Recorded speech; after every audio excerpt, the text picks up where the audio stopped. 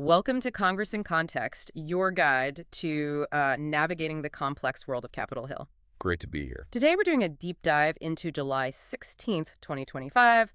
Lots of action in both the House and Senate. Yeah, definitely a busy day. Our goal, as always, is to sort of cut through the noise, find the important nuggets, and help you understand what it all means for, well, for you. We'll look at debates, votes, new bills, try to connect the dots. And maybe uncover a few surprising things along the way. So let's jump in. Where do we start? The House. Sounds good. The House kicked things off at 10 a.m. Mr. Stutzman was Speaker pro tem, basically the temporary chair for the day. Okay. And how did the debate flow? Was it, open? Not really. It was very structured. They alternated between parties, equal time, strict 5-minute limit per member, except for leaders, all wrapped up by 11:50 a.m. That sounds like they wanted to move things along quickly. Exactly. That kind of tight control usually signals leadership has specific legislation they want to push through. And they definitely had some big items on the agenda. But first, a procedural step, right? One that was surprisingly close. Oh, yeah. A real nail-biter. First, there was this motion to reconsider adopting House Resolution 580. It passed, but just barely. 215 yeas to 211 nays. Wow. 215 to 211. That's tight. What does a vote like that tell you? It's a sign, really. An early warning that even getting to the substance, the procedural stuff, is going to be a fight. Reflects those deep divides we see. So after that close call, the main resolution, H.as. 580, passed. It did, also by a slim margin, 217 to 212. And this was the key because it opened the door for considering 4 major bills. Okay, which ones? H.R. 4016, that's the big defense appropriations bill. Then H.R. 3633 on digital commodities, H.R. 1919 dealing with the Fed and central bank digital currency, or CBDC. Right. And finally, S. 1582 on payment stablecoins. But while those other bills are cleared for debate, the main event that day was really H.R. 4016, the defense bill. All right, let's dive into that one then. H.R. 4016, the DoD appropriations for fiscal 26. What's the top line number? It's hefty, $831.5 billion, which, interestingly, keeps funding at the same level as the current full-year continuing resolution. Okay, but there was some controversy around how it was even put together, wasn't there? You got it. A really big point of contention. The bill was drafted without the president's full budget request for fiscal year 2026. That sounds unusual. It is. It's a departure from the normal process. Usually you wait for the president's request. Doing it this way kind of signals a breakdown in how the branches normally negotiate budgets. And what are the potential consequences of that?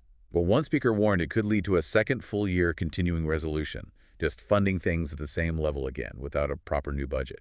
And they called that prospect a catastrophe for national security. A catastrophe. Strong words. Yeah, it really shows how high the stakes are in these budget fights. But despite those process concerns, supporters were highlighting some major investments, right? Particularly in air power. Absolutely.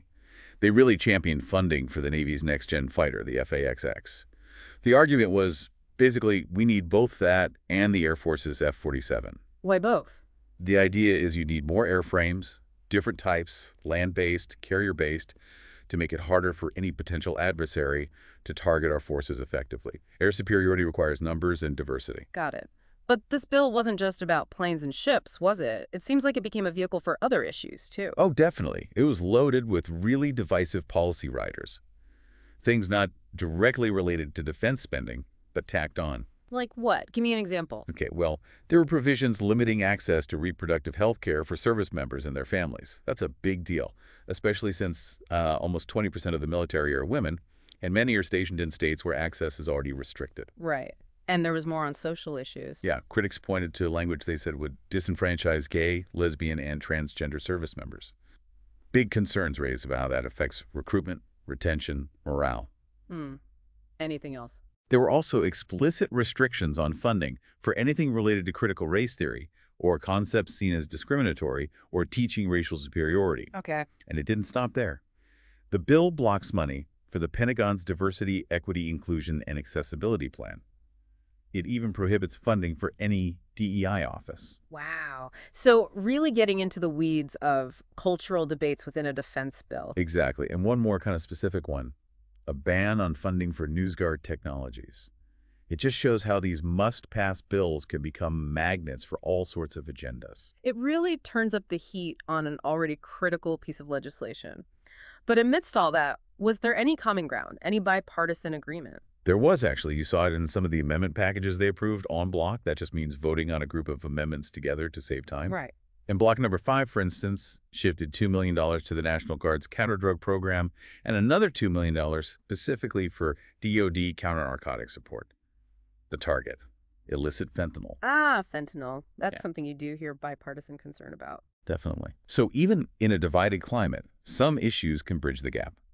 What about flexibility for the Pentagon? Was there anything in there about moving money around? Yes, there was.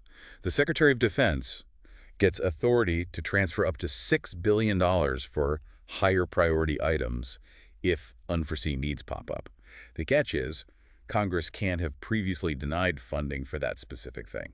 So some agility, but with a congressional check. Precisely. A balance between letting the military respond quickly and Congress keeping oversight. And what about contracts? Anything noteworthy there? 2 things stood out. 1, allowing competition between DoD depots and private companies for maintenance work on planes, vehicles, ships. Okay, privatization debate there. Kind of. Yeah. And the other is pretty significant for personnel. It prohibits federal contracts over $1 million from forcing employees or contractors into arbitration for sexual assault or harassment claims. That sounds like a win for victims' rights. It aims to be, yeah. Removing that mandatory arbitration clause. So while all this was happening with the defense bill, what else was being introduced in the House? Any new ideas bubbling up? Quite a few, actually. H.R. 4424 from Mr. Yakam, looking at unemployment eligibility during labor disputes. Okay. Then H.R. 4443 from Mrs. Chu and others. This one's about worker safety, directing the Labor Secretary to create standards protecting workers from heat-related injuries. That's becoming a bigger issue. Yeah, you hear more about that. What else? Student loans, always a topic. H.R. 4444 from Mr. Correa aims for a, quote, more equitable discharge standard. Details would matter there. Absolutely. And then H.R. 4442, this one's interesting, from Ms. Houlihan and Mr. Baird. A national program using paid internships to help mid-career workers get back into STEM fields. Addressing workforce needs. Makes sense. And finally, a concurrent resolution, HCON Res 44, led by Mrs. McAllen. This one declares a health and safety emergency for kids, blaming administration policies on fossil fuels and climate science. So framing climate change as an immediate health crisis, especially for children. Exactly. Shows that push for climate action is ongoing, using different angles. Okay, let's switch chambers. What was consuming the Senate's time on July 16th? The big one was H.R. 4. It's called the Rescissions Act of 2025. Rescissions. That means taking back money already allocated, right? Basically, yes.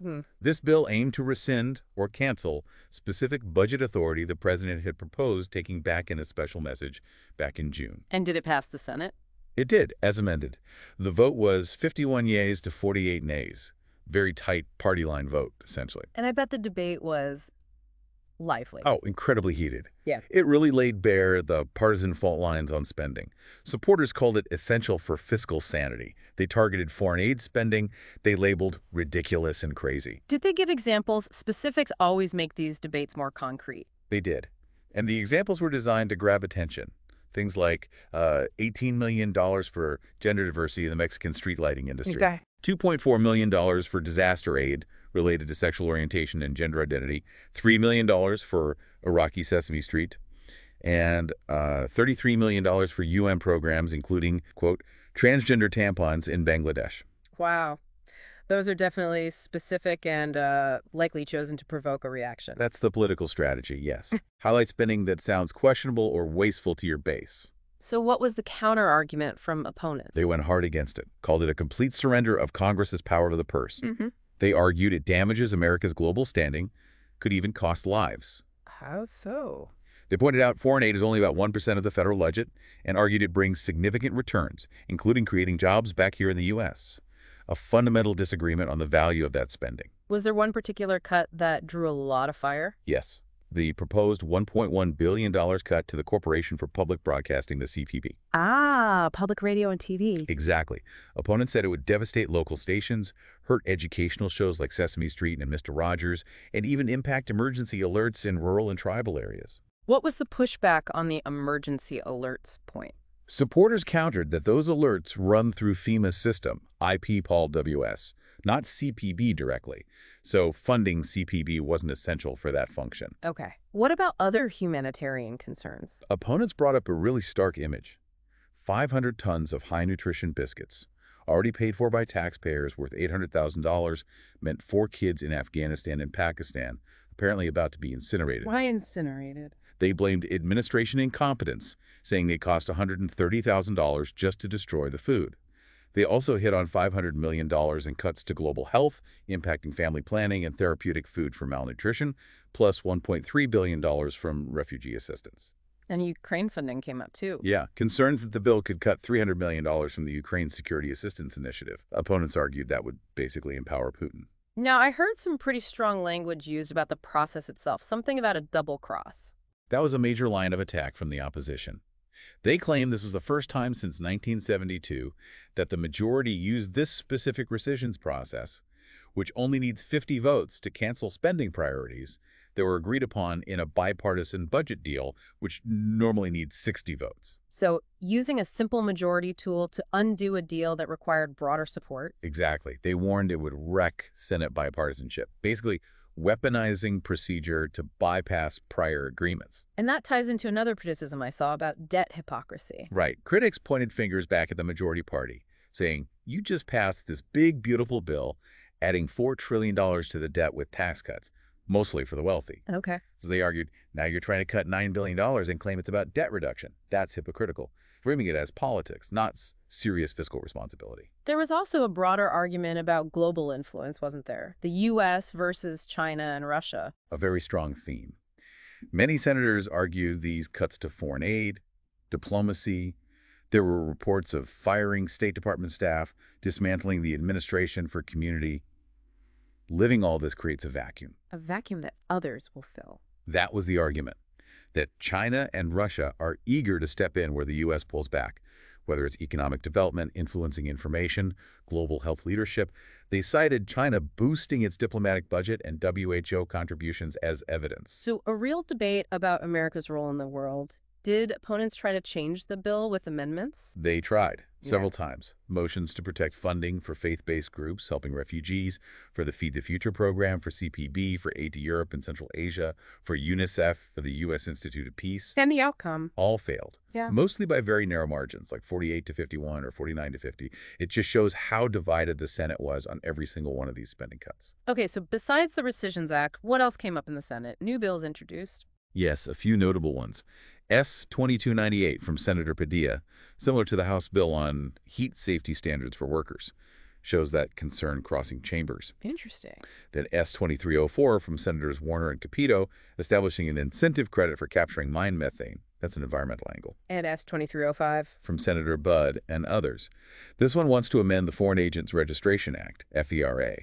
The goal is to classify some foreign-funded nonprofits as foreign agents. Ah, the foreign influence debate again. More transparency focus. Exactly. Were there any broader statements, like resolutions? Yes, 3 significant ones. S. raised 323, led by Senator Markey, urging the U.S. to lead global efforts to halt and reverse the nuclear arms race. Why now? Citing risks from the Ukraine war, China-Taiwan tensions, and the fact that the New START treaty expires in February 2026.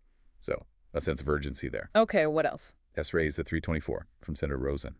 This expressed the sense of the Senate, basically a statement of opinion, that the administration's budget cuts and freezes were hurting communities and raising costs for families across the board. Listing specific impacts. Yeah, Social Security, Medicare, Medicaid, housing, small business support, special ed, agriculture, veteran services, a wide-ranging critique. And the third resolution. S-Con, Res 18, led by Senator Merkley.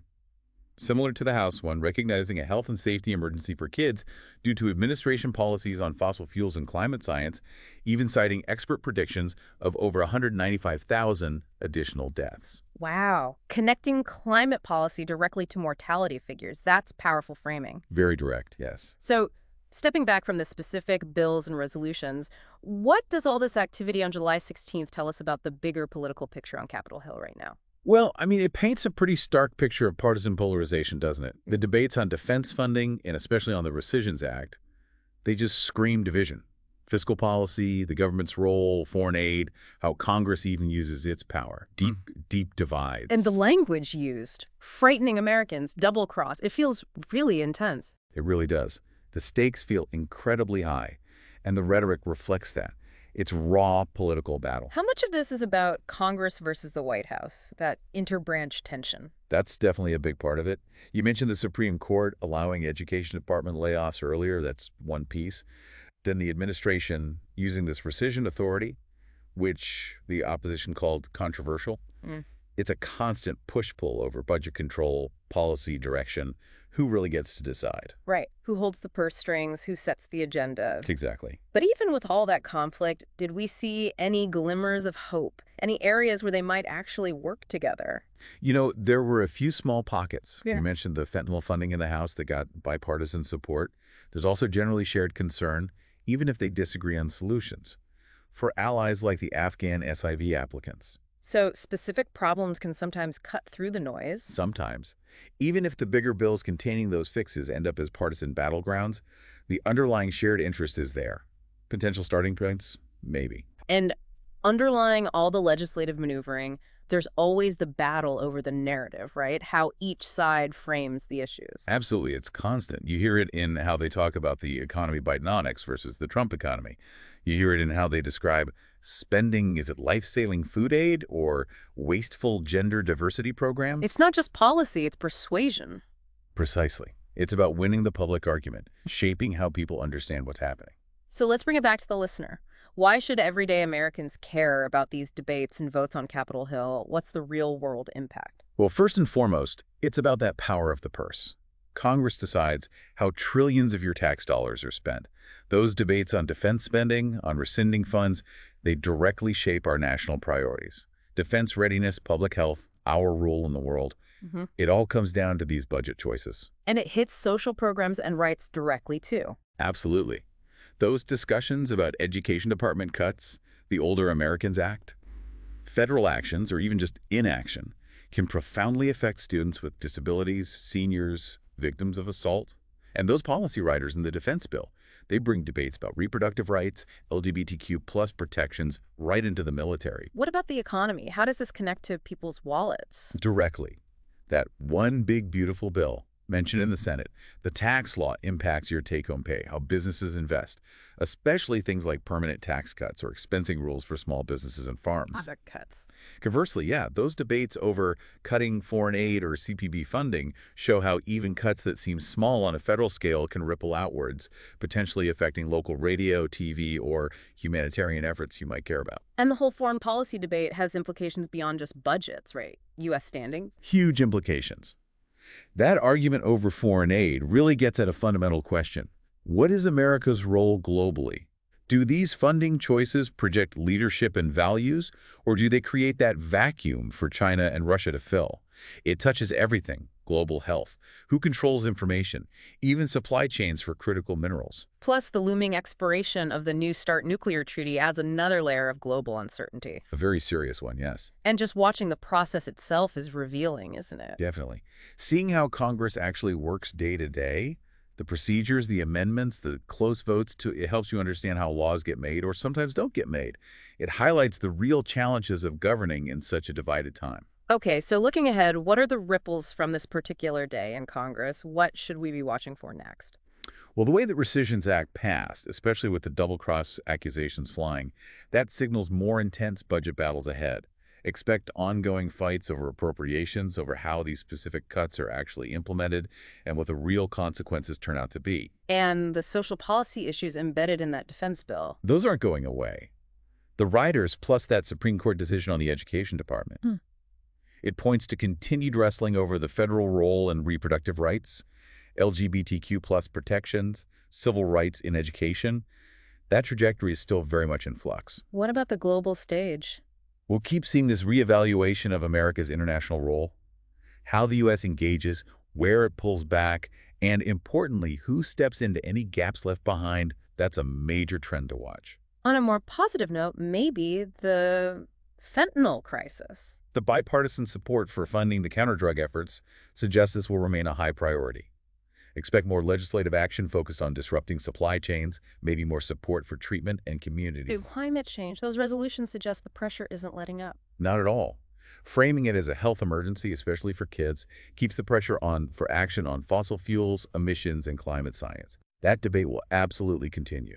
All right, before we wrap up, we always want to give you, the listener, some tools to engage. How can people follow up on what we've discussed? The best place to start is congress.gov. You can find the full text of the bills we mentioned, H.R. 4016, H.R. 4, H.R. 4443 on heat safety, H.R. 4444 on student loans, see their status, who sponsored them, all the details are there. And it's important to let your own representatives know what you think, right? Crucial. Find your House member, find your senators, their websites make it easy, and tell them your views. Federal spending, social issues, foreign policy, public broadcasting, whatever matters to you. Hearing from constituents genuinely makes a difference. How else can people stay informed beyond just reading bills? Keep an eye on committee activity. Committees like Agriculture, Financial Services, Foreign Affairs, Veterans Affairs, Ways and Means. They hold public hearings and markups where a lot of the detailed work happens. That's often where you can see debates taking shape before they hit the floor. And ultimately, understanding this stuff, the details we've talked about today, it empowers you, doesn't it?